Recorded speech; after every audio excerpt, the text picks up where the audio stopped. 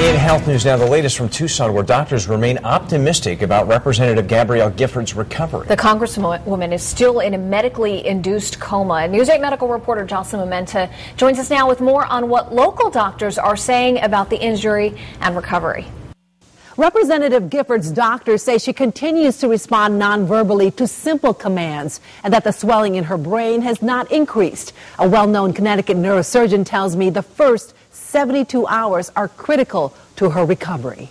Representative Gabrielle Giffords was shot in the head at close range. She is now in a medically induced coma in critical condition. The fact that she can respond to a stimulus and do so appropriately means that she's able to think and to communicate, and this is obviously has enormous implications for her recovery.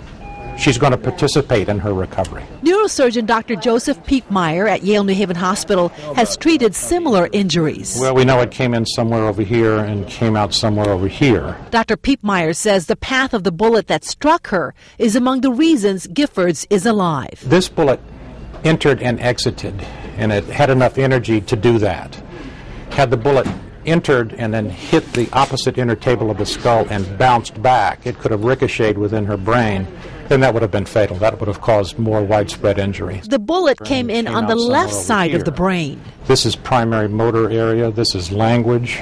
Dr. Piepmeyer says doctors are watching closely for secondary injuries or delayed effects, swelling, bleeding, and infection. Once that has subsided, then you can start backing off the sedation and backing off the pharmacology in order to really more accurately assess the extent of injury and how her abilities have been impaired and what's been impaired.